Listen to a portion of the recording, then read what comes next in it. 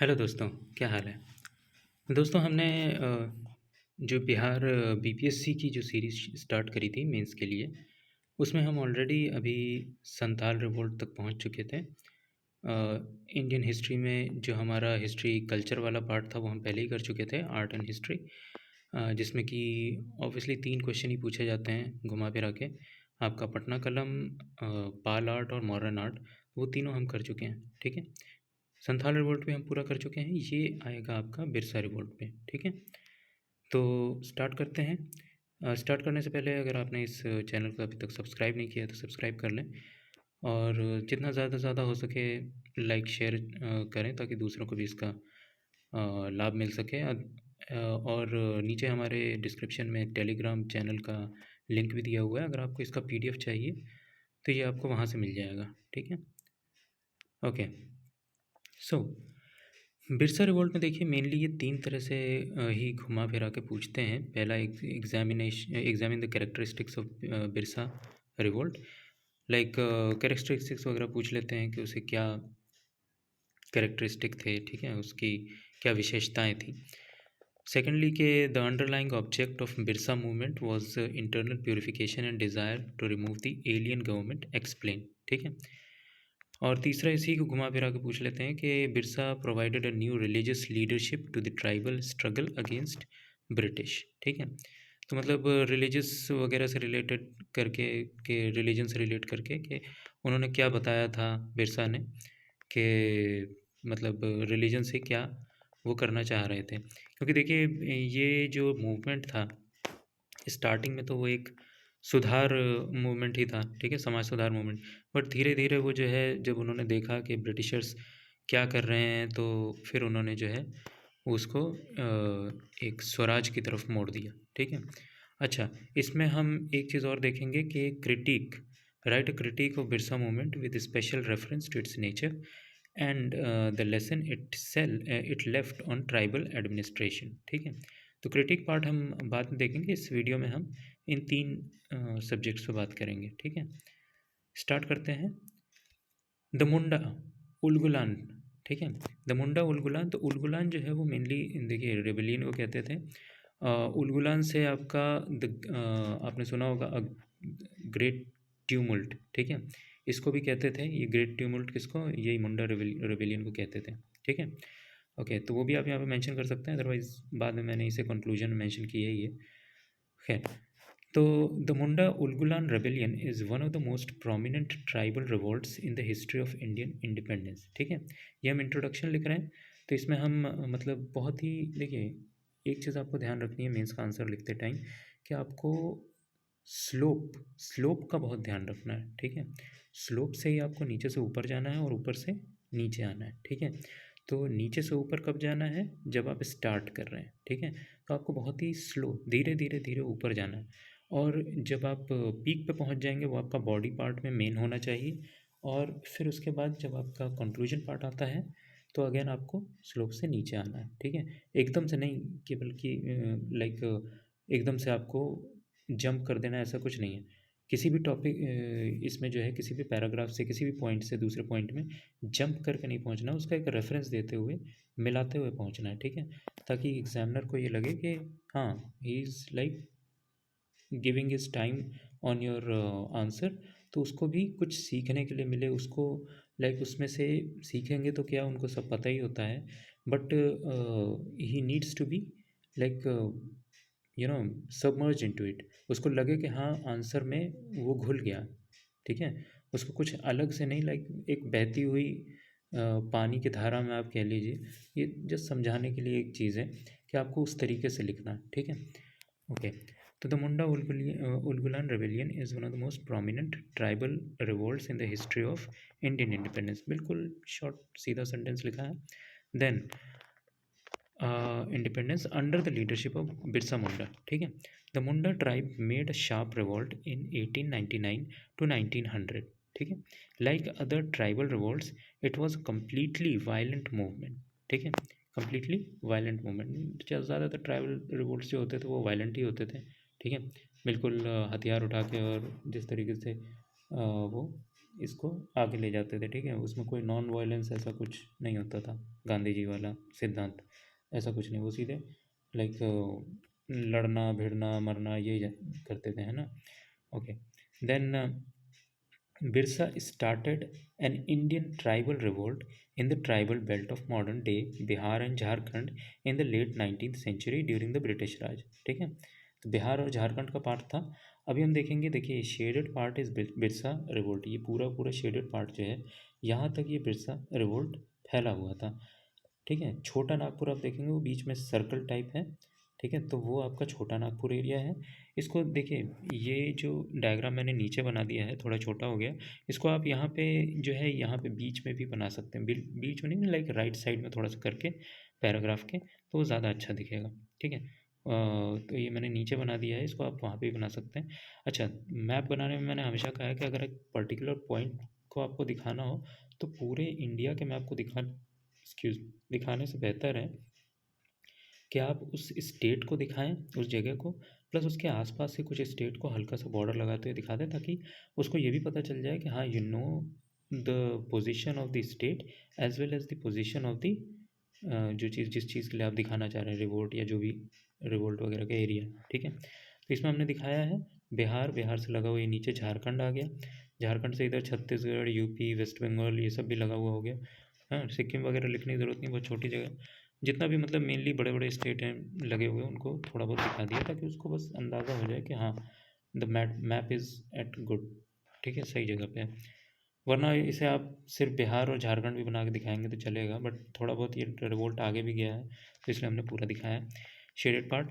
इसमें देखिए छोटा नागपुर हो गया, मेनली छोटा नागपुर में ही ये जो बिरसा ट्राइब थी वो रिजाइड करती थी, पर उसका रिवोल्ट का एरिया जो था देख सकते हैं आप, थोड़ा बहुत नीचे भी चला गया है, छत्तीसगढ़ यूपी के एरिया में बहुत हल्का सा टच किया है, वरना छत्तीसगढ़ वेस्ट बंगाल में हल्का हल्का आ गया, बट मेनली ये झारखंड में ही है, ऊपर के बिहार के लेवल में, मतलब नीचे जो सदर्न पार्ट ऑफ बिहार है उसमें भी हल्का सा टच किया है, ठीक है। तो ये हो गया बिरसा रिवोल्ट का area. Next, objective of Birsa revolt, ठीक है। तो सीधे जो है इसको कैरेक्टरिस्टिक पे ले जाने से पहले हम इसको थोड़ा सा ऑब्जेक्टिव वगैरह, मैंने कहा ना स्लोप से ले जाएंगे धीरे धीरे, ठीक है। ऑब्जेक्टिव ऑफ बिरसा रिवोल्ट, इसमें हम देखेंगे economic reforms, political reforms and religious reform, ठीक है। तीन तरह के इसके ऑब्जेक्टिव थे कि इकोनॉमी में रिफॉर्म करना है, पॉलिटिकली रिफॉर्म करना है और रिलीजियस रिफॉर्म भी करना है, मतलब अंधविश्वास वगैरह इन सबसे भी छुटकारा दिलाना है अपने लोगों को। तो इकोनॉमिक रिफॉर्म्स में क्या है, टू ऑस्ट मतलब बहिष्कार करना, the dikus from their homeland, उनको निकाल देना, ठीक है। And political reform, to establish Munda Raj and and British rule, ठीक है। रिलीजियस रिफॉर्म में internal purification of the tribals, ठीक है। अच्छा, मैंने पहले ही बताया हम सिर्फ उतना ही लिखेंगे जितना कि नेसेसरी है। बीपीएससी में आपको भी पता है कि 38 नंबर का क्वेश्चन होता है, तो थोड़ा सा वास्त तो लिखना ही पड़ता है, ठीक है। इसलिए हम ये सब चीज़ें इंक्लूड कर रहे हैं। यही चीज़ अगर यूपी पीसीएस से मान लीजिए पूछी जाती, तो हम सीधे ही हल्का सा, इतना बड़ा हम इसको ये भी नहीं देते, है ना। ये हमारा जो इंट्रो है, इंट्रो में बस ज़्यादा से ज़्यादा 5-6 लाइन लिख के, ये 3-4 लाइन लिख के, और बस उसमें ये मैप ऐड करना था, और उसके बाद सीधे जो है ये सब कुछ नहीं लिखते, हम सीधे कैरेक्टरिस्टिक्स पे आ जाते हैं। बट यहाँ पे क्योंकि स्पेस है, 38 मार्क्स के क्वेश्चन में आप क्या ही लिखेंगे, अगर सिर्फ करेक्टरिस्टिक्स पूछ रहे हैं तो थोड़ा बहुत आगे पीछे सब कुछ बताना पड़ेगा, ठीक है। कंक्लूजन, इंट्रोडक्शन सब थोड़ा बड़ा बड़ा लिखना पड़ेगा। प्लस मैंने कहा है कि इंट्रोडक्शन से बॉडी पार्ट में ले जाने के लिए सबसे अच्छा जो जॉइंटर बनता है वो है आपका फ्लो चार्ट, तो इसे ज़रूर यूज़ करें। हर एक पेज पे कोशिश करें कि कोई डायग्राम या कोई फ्लो चार्ट रहे ही रहे, ठीक है। इससे उसे देखने में भी अच्छा लगेगा, प्लस उसे पढ़ने में भी आसानी लगेगी एग्जामिनर को, ठीक है। चीज़ें जल्दी उसको सामने में दिख जाएंगी, ठीक। Okay, causes of revolt. The causes of this uprising was similar to that of the other rebellion, the British colonizers, zamindars and missionaries, ठीक है। ये तीन ही मेन कॉजेज थे। ब्रिटिश कॉलोनाइजर्स आके ज़बरदस्ती हड़प लेते थे, अपना कॉलोनी बसाने लेते थे और फिर राज करना शुरू। ज़मींदार्स वगैरह जो लोकल्स होते थे लेकिन ज़मींदार होते थे, ठीक है। ज़मीन या तो उन्होंने हड़प रखी होती थी लोकल्स से, पेजेंट्स वगैरह से, और या फिर लाइक उनको कभी कदार लाइक ब्रिटिशर्स भी देते थे उनको ये राइट्स कि भाई आप उस पर ये करिए, ज़मींदारी करिए और उसका इतना मुआवजा इतना पैसा हमें आप भर दीजिएगा, बाकी आप अपना उससे ऊपर अपना बना के रख लीजिए, ठीक है। प्लस ज़मींदार कुछ ऐसे भी होते थे जिनकी पहले से भी ज़मीन होती थी, तो पेजेंट से काम करवाते थे, पर ज़्यादातर ऐसे होते थे जो हड़प लेते थे या फिर ब्रिटिशर्स उनको देते थे एज अ रेंट। ओके। इसके बाद मिशनरीज़ जो कि काफ़ी रिलीजन वगैरह में परिवर्तन करवाते थे, ठीक है, फोर्सफुली। तो वो मिशनरीज़ वगैरह का काम, तो ये तीन चीज़ें जो थी ये ज़्यादा अफेक्ट कर रही थी। देन द डिकूज, नॉन ट्राइबल, ठीक है। डिकूज कौन होते थे? नॉन ट्राइबल्स को कहते थे ये, ठीक है। मतलब जो भी नॉन ट्राइबल्स होते थे, यानी कि ब्रिटिशर्स होते थे या आउटसाइडर्स होते थे, ट्राइबल नहीं होते थे, भले वो इंडिया में रहने वाले हों या बाहर के हों, उन सबको डिकूज ही कहते थे, ठीक है। ये मुंडास वगैरह या जो भी ये ट्राइबल पीपल होते थे, वो उनको डिकूज कहते थे। Now they took over the Mundas lands and became zamindars and jagirdars and zamindars, ठीक है। देखा आपने, forcefully stopped the Mundas traditional khuntkatti system, ठीक है। ये खूंटा-कटी सिस्टम जो है ये उनका ट्रेडिशनल सिस्टम था, किसका? मुंडास का, ठीक है। Where they jointly own the land fit for cultivation, मतलब जो भी कल्टीवेशन के लिए लैंड उपलब्ध होते थे उस पर जॉइंटली वो काम करते थे, ठीक है। बट डिकूज आए तो उन्होंने सब हड़प लिया, ठीक है। उनका खूंटा-कटी जो सिस्टम था इसको भी उन्होंने ऑब्सोलीट कर दिया कि नहीं ये अब नहीं चलेगा, अपनी चलाने लगे, ठीक है। तो ये सब दिक्कतें थी। Then tribals were exploited and forced to work as labourers, ठीक है, on their own land and charged high rate of interest and withholding their receipts, ठीक है। तो अब करते क्या थे कि ट्राइबल्स वगैरह को बहुत ज़्यादा एक्सप्लॉयट करते थे, उनके अपने लैंड्स तो छीन ही लिए थे इन लोगों ने, ठीक है। और उसी लैंड पे वो उन्हीं लोगों को, मतलब उनके अपने लैंड्स पे ज़बरदस्ती कब्जा करके वो उन्हीं पेजेंट से काम करवाते थे, वो भी हाई रेट ऑफ, मतलब ये हाई रेट ऑफ इंटरेस्ट पे, ठीक है। मतलब कि ये तो एक तो वेज वगैरह नहीं देते थे, फ्री में कहते थे काम कर लो, ठीक है। उसके बाद जो अगर उनको किसी चीज़ की ज़रूरत पड़ती थी तो लोन लेते थे, वो लोन जो ये साहूकारों से लेते थे वो बहुत ज़्यादा हाई रेट पे देते थे, जिसको वो चुका नहीं पाते थे, ठीक है। फिर वो उस जो इंटरेस्ट का जो भी वो लोन अमाउंट देते थे उसके इंटरेस्ट को ही, मतलब पेरेंट्स को चुकाने में ऐसा वो जाल बिछा के रखते थे कि वो उससे बाहर ही नहीं निकल पाते थे, ठीक है। तो इस तरीके से वो हमेशा ही उसी इंटरेस्ट को चुकाते रह जाते थे बेचारे प्रेजेंट्स, और उनको कभी न नकद वो चुका पाते थे और ना ही वो उनके जाल से निकल पाते थे, तो इसलिए बिना वेज के फ्री में ही काम करना पड़ता था, ठीक है। And withholding their receipts, जो रिसिप्ट्स वगैरह मतलब उनके जो है लैंड के राइट्स वगैरह थे वो सब हड़प कर लेते थे, ठीक है, ये ज़मींदार जागीरदार वगैरह। नाउ डिक्यूज डिमांडेड बेगारी, वेगरलेस लेबर, ठीक है। बेगारी मतलब बेगारी होगा, ये बेगरी लिख दिया, बेगारी। तो ये वेजलेस लेबर, ठीक है। वेजलेस लेबर को वो कहते थे कि करो, मतलब बिना पगार लिए, ठीक है, और जो है काम करो, डिक्यूज ये डिमांड करते थे। देन न्यू फॉरेस्ट पॉलिसी भी आ गई, ये भी एक बहुत बड़ा ये रहा। न्यू फॉरेस्ट पॉलिसी आ गई, took away the large part of protected forest. Protected forest का बहुत, मतलब हर फॉरेस्ट को जो है, फॉरेस्ट के बहुत बड़े एरिया को इन लोगों ने, ब्रिटिशर्स ने जो है वो न्यू फॉरेस्ट पॉलिसी ला के प्रोटेक्टेड फॉरेस्ट की श्रेणी में डाल दिया और कहा कि अब ये प्रोटेक्टेड है, अब यहाँ पे आप कुछ नहीं कर सकते। और फिर वो उस प्रोटेक्टेड फॉरेस्ट से अपने मतलब की चीज़ें निकाल निकाल के ले जाते थे, बेचते थे, या जो भी अपने इंग्लैंड ले जाते थे वगैरह, तो इस तरह से वो हड़प लेते थे, ठीक है। Then rebellion. अब नेक्स्ट पे हम जा रहे हैं कहाँ, ये देखिए, नेक्स्ट हम थोड़ा सा करेंगे तो इस वजह से हम यहाँ बीच में ये थोड़ा सा इसको भी हम एलेबरेट करेंगे एक फ्लो चार्ट से। तो रेबेलियन था क्या? तो रेबेलियन में मेनली क्या था? Strive for positive political programme, ठीक है। मतलब ये डिमांड कर रहे थे वहाँ के रेबेलियन वाले, ये जो हमारे मुंडा जो रेबेलियन वाले थे, वो स्ट्राइव कर रहे थे, डिमांड कर रहे थे कि पॉजिटिव पॉलिटिकल प्रोग्राम आए, ठीक है, पॉलिटिकली चेंज हो, बहुत कुछ पॉलिटिकली हो, ठीक, मतलब ये पॉजिटिवली हो, ठीक है, जो भी पॉलिटिकल रिफॉर्म्स है। Then attainment of independence both religious and political, ठीक है। मतलब रेबेलियन का एक ये भी ये था मुंडा का एक व्यू पॉइंट कि रिलीजियस और पॉलिटिकल दोनों तरह से इंडिपेंडेंस हो, ठीक है। मतलब कोई भी जो है वो कुछ भी रिलीजन मान सके, ठीक है। पॉलिटिकली वो पूरी तरह फ्री हो, अपने लैंड को खुद देख सके, ठीक है। हमारी अपनी पंचायत हो, जो उनका सिस्टम था गवर्नेंस का, ठीक है। और जो उनका खुंटकटी सिस्टम था वो सब भी चाह रहे थे कि वापस आ जाए, ठीक है। Then to get back the lands from dikus, dikus से चाह रहे थे कि लैंड वापस आ जाए, ठीक है। फाइट अगेंस्ट सुपरस्टिशंस, मतलब जो भी सुपरस्टिशंस वगैरह थे, देखिए ट्राइबल्स में सुपरस्टिशंस तो होते ही थे, तब भी थे, आज भी होते हैं, ठीक है। तो ये जो हमारे मुंडा जो थे, बिरसा मुंडा, ये जानते थे कि भाई ये जो सुपरस्टिशन वाली जो चीज़ है, इससे काफ़ी नुकसान होगा। तो वो इस चीज़ के अगेंस्ट थे, और मतलब इसके लिए काफ़ी जो उनके ट्राइबल पीपल थे उनको काफ़ी कहते भी थे कि भाई इन सब चीज़ों में मत पड़ो, ठीक है। अपना कर्म जो है उसको धर्म बना के चलो, और ये सुपरस्टिशन वगैरह से बाहर निकलो, ठीक है। देन स्टॉप टेकिंग इंटॉक्सिकेंट्स, मतलब ये जो चीज़ें होती हैं लाइक नशीली पदार्थ जो होते हैं उसको लेने से मना करते थे, ठीक है।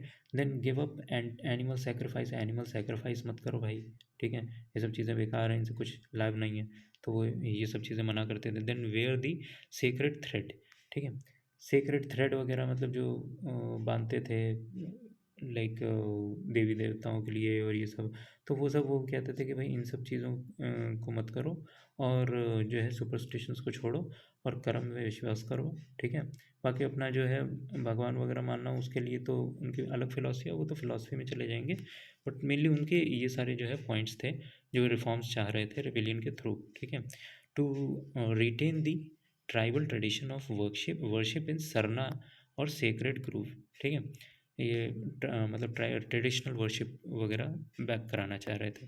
Then Birsa Munda wanted to establish the golden age of Munda tribe, ठीक है। मुंडा हो गए golden age of Munda tribe, मतलब वो जानते थे, उन्होंने अपने बचपन वगैरह में देखा था कि लाइक पहले का क्या सिस्टम था, हम किस तरह से रहते थे, हमारी ट्राइब क्या थी, ठीक है। तो ये सब चीज़ें जानते थे, तो वो चाहते थे कि वो गोल्डन पीरियड जो पहले था वो वापस आ जाए, ये डिक्यूज़ वगैरह से चले जाए, existed before the advent of dikus, ठीक है, उनसे पहले जो था। Then he began to understand the nature of exploitation met out against his tribal villagers, ठीक है। मतलब वो ये चीज़ें समझने लगे कैसे कैसे जो है वो एक्सप्लॉयटेशन हो रहा है हमारे विलेजर्स का, ठीक है।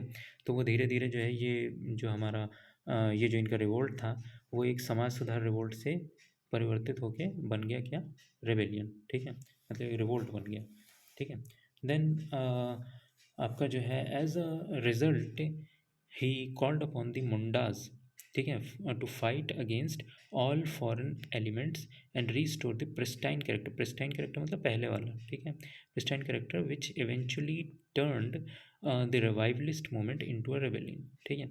तो उन्होंने क्या किया कि एज अ रिजल्ट मतलब उन्होंने बहुत सारे जो है मुंडास को अपने साथ, कई सारे हो गए थे, बहुत सारे आ गए थे, तो उन्होंने अपने साथ जमा कर लिया, किसके लिए, कि फ़ाइट करेंगे हम फॉरेन एलिमेंट्स, कोई भी फॉरेन एलिमेंट हो, जागीरदार हो, ज़मींदार हो, या ब्रिटिशर्स हो, या कोई भी ताकत हो, तो उससे हम इसको फाइट करेंगे फॉरेन एलिमेंट से, and restore the pristine character which eventually turn the revivalist movement into a rebellion, ठीक है। मतलब रिवाइवलिस्ट था पहले मूवमेंट, लेकिन उसको रेबेलियन बन गया, इन सबको मतलब बाहर निकालने के लिए अब जो मुहिम चलाएंगे तो उसके लिए रेबेल तो करना पड़ेगा। Then further by 1890s he was mobilizing people and enraging the tribal in the region, ठीक है।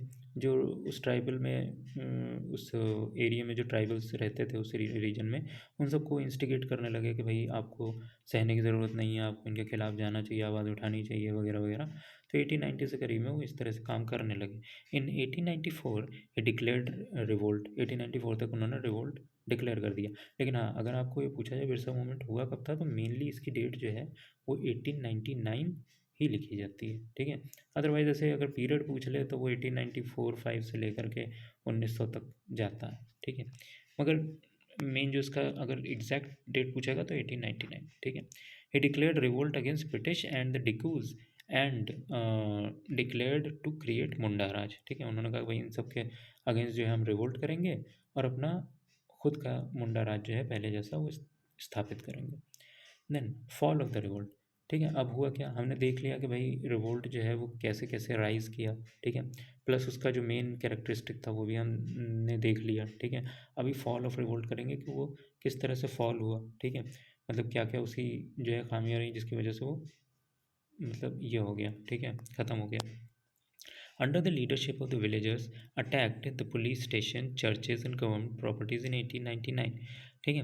कई सारी जो है ये बिरसा मुंडा जो थे उनकी लीडरशिप में बहुत सारे विलेजर्स ने जो है वो अटैक कर दिया पुलिस स्टेशन वगैरह, चर्चेज़, ठीक है। मिशनरीज वगैरह से परेशानी थे, गवर्नमेंट पॉलिसीज से परेशान थे, गवर्नमेंट इंस्टीट्यूशंस को, प्रॉपर्टीज़ को, कई सारों को तबाह कर दिया, ठीक है, नष्ट करने लगे। Then However, on 9th January 1900 the rebels were defeated। ठीक है, तो रेबल्स जो है वो डिफीट कर गए 1900 में। ठीक है, अब क्या हुआ कि Birsa was captured and gelled, Birsa को जेल हो गई। ठीक है, एंड नियरली 350 मुंडास, देखो 350 मुंडास जो हैं वो put on trial, end of them 3 को तो भैया लटका दिया, ठीक सीधे मार दिया। And 44 transported for life, transported for life मतलब उनको उम्र कैद की सज़ा दे दी 44 को, बाकियों को छोड़ दिया होगा। ठीक है, वार्निंग वगैरह देके या जो भी छोटी मोटी सज़ा हुई होगी। Then significance of the movement, significance मतलब इसका क्या परिणाम निकला। ठीक है, रिजल्टेंट क्या निकला अब वो देखेंगे। मतलब रिवोल्ट के बाद, रिवोल्ट तो अब ख़त्म हो गया, फॉल हो गया, अब इसके बाद इसका क्या परिणाम आगे के लिए क्या निकला, पॉजिटिव नेगेटिव क्या क्या निकला। सो although the rebellion could not reach the desired and, ठीक है, it left a significant impact on tribal movement of India. मतलब वो जो चाहता था, जो उसका एम था रेबेलियन का, वो तो पूरा नहीं हो पाया, लेकिन वो क्या हुआ, वो एक अपनी एक छाप छोड़ गया किस पे, इंडिया, जो आगे जो ट्राइबल मूवमेंट्स आ रहे थे उन सब पे, और भी कई सारी चीज़ों पे अपना छाप छोड़ गया। ठीक है, अब वो देखेंगे कैसे। रिजल्ट ऑफ रिवोल्ट, देखिए motivated other tribal revolts, other और भी जितने इसके बाद जितने भी ट्राइबल रिवोल्ट्स हुए उन सबको मोटिवेट किया। ठीक है, आगे आने के लिए। पहले कोई आवाज़ नहीं उठा पाता था, लेकिन इन सब संथाल, बिरसा, इन सब रिवोल्ट, बड़े बड़े रिवोल्ट्स के बाद बाकियों को भी चीज़ें समझ में आने लगी, वो भी अपने छोटी छोटी जगह पे रिवोल्ट करने लगे। ठीक है, देन छोटा नागपुर टेनेसी एक्ट लाना पड़ा। ठीक है, किसको, ब्रिटिशर्स को, 1908, जिसके तहत उन्होंने क्या किया कि बेगारी जो थी उसको बैंड कर दिया, मतलब फ्री में जो काम करवाते थे वो चीज़ ख़त्म कर दी। देन रिकॉग्निशन ऑफ खोंटकटी राइट्स, जो उनकी अपनी ये थी, मतलब सेटलमेंट था उनका, जो लोकल गवर्नमेंट्स वगैरह थी उन सबको रिकॉग्निशन दे दिया। ठीक है, और ये सब चीज़ें मतलब छोटा नागपुर टेनेसी एक्ट के अंडर इन्होंने कर दिया। ठीक है, then legal protection for land rights, वो भी दे दिए कि भैया लैंड राइट्स जो हैं ट्राइबल्स के, उनके लिए लीगल प्रोटेक्शन हो गया। ठीक है, लेगेसी ऑफ बिरसा मुंडा, मतलब ये सारी चीज़ें जो थी ये बिरसा मुंडा की लेगेसी हैं एज अ रिजल्टेंट। ठीक है, कि बिरसा बिरसा तो मर गए, लेकिन वो अपने पीछे पीछे जो है अपने रिवोल्ट की इतनी सारी देखिए छाप छोड़ गए, मतलब कुछ अच्छा तो हो ही गया बाद में। देन दस the sacrifices, devotion and hope, ये अब हम आ गए किस पे, अपने कंक्लूजन पे। दस the sacrifices, devotion and hope poured in the revolt by Munda tribe have its own legacy। ठीक है, even though the end of the Munda Ulgulan the great tumult, देखिए, was not favorable। ठीक है, मतलब उस तरीके से नहीं हो पाया, but it sent a message across the borders that the tribal people know how to raise their voice and to what extent। ठीक है, एवरी ईयर बिरसा एनिवर्सरी, अब देखिए इसको हम, मैंने पहले ही कहा है कि हर क्वेश्चन को, चाहे वो हिस्ट्री का हो, पॉलिटी का हो, इकोनॉमी का हो, ज्योग्राफी का हो, किसी भी सब्जेक्ट का हो, उन सबको आपको टुडे यानी प्रेजेंट से रिलेट करके अगर आप उसमें कंक्लूजन में एटलीस्ट अगर उसे आप जोड़ देते हैं तो वो बहुत ही सही माना जाता है। ठीक है, आपके नंबर मतलब एक दो तो इसी नाम पे बढ़ जाएंगे। ठीक है, so every year birth anniversary of Birsa Munda is observed on 15th of November। ठीक है, in recognition of his impact on the national movement। National movement पे तो इनका इफेक्ट पड़ा ही बाद में जाकर के, संथाल, बिरसा, इन सब का इफेक्ट पड़ा ही। ठीक है, तो उससे भी हमने कनेक्ट कर दिया। ठीक है, impact on national movement, the state of Jharkhand was created on 15th November 2000। ठीक है, 2000 में देखिए 15 नवंबर इसका जो है बर्थडे होता है बिरसा मुंडा जी का। ठीक है, तो उस दिन जो है झारखंड स्टेट को क्रिएट किया गया था सन 2000 में। ठीक है, तो ये हो गया हमारा ख़त्म कैरेक्टरिस्टिक वाला पार्ट। और जो 3 पार्ट थे उसमें अभी हम देखेंगे 3 पार्ट में एक रिलीजियस वाला जो पार्ट था उसके लिए देखिए मैंने ये अलग से लिख रखा है। ठीक है, अगर ये रिलीजियस वाला नहीं पूछता है तो आप इसे हटा देंगे, इससे पहले का जितना है वो लिख देंगे। अगर रिलीजियस वाला पार्ट भी पूछता है, ठीक है, तो आप इन सब में से जो है थोड़ा सा शॉर्ट कर देंगे और फिर वो रिलीजियस वाला पार्ट लगभग 1.5 पन्ने के अप्रॉक्स होगा, उसको ऐड कर देंगे। ठीक है, मतलब मेजरली आपको 4 to 5 पेजेस लिखना है। अगर टाइम बचता है तो आप पूरा लिख सकते हैं, अदरवाइज़ टाइम नहीं बचता है तो इसमें से आप थोड़ा बहुत पार्ट जो है वो कम कर सकते हैं। जैसे देखिए आपको कैरेक्टरिस्टिक्स पूछेगा, ठीक है? तो फॉल वॉल को जो है आप थोड़ा कम लाइनों में बता सकते हैं, कम लिख सकते हैं, इतना सब कुछ बताने की ज़रूरत नहीं है। सिग्निफिकेंस वगैरह है, ये भी अगर पूछा नहीं है तो फिर आप इसका नॉर्मली जो है ये फ्लो चार्ट बना सकते हैं, 1-2 लाइनें लिख देंगे, इसको ख़त्म कर देंगे, ठीक है? तो इस तरीके से इसको शॉर्ट कर सकते हैं, ठीक है? तो अब हम यहाँ से आगे बढ़ते हैं। बिरसा मूवमेंट रिलीजियस इम्पैक्ट, ये क्या है? देखिए Birsa claim to be messenger of God, इन्होंने खुद को एक मैसेंजर ऑफ गॉड कहा था, ठीक है? अपना प्रॉफिट जैसा खुद को जो है वो डिपिक्शन दिया था कि मतलब मुझे भगवान ने भेजा है, और इनको भगवान बिरसा मुंडा भी इनको कहा जाता था। प्लस इन्होंने लोगों को कह दिया था कि लाइक देखिए मुझे तीर लगेगा तो मैं मरूंगा नहीं, और इस तरीके से, और भगवान हमारे साथ हैं, मुझे लाइक सपने में आए थे, ठीक है? और इस तरीके से कि हमारी जो बिरसा आर्मी होगी उसको किसी चीज़ का असर नहीं होगा। तो इससे लोग बहुत ज़्यादा प्रभावित हुए और वो उनकी इन सब स्पीच से जो है इंस्टिगेट होके और फिर वो लड़ाई में कूदा है। और ऑब्वियसली लोग मरे तो थे ही, बट उसका काफ़ी असर पड़ा था भीड़ को जमा करने के लिए, ठीक है? क्योंकि बिरसा जानते थे कि लाइक सुपरस्टिशन और ये सब काफ़ी चीज़ें जो है उस टाइम में प्रेवलेंट थी, तो उसका उन्होंने देखिए इसी तरह से जो उन्होंने पॉजिटिव उसका फ़ायदा उठाया, ठीक है?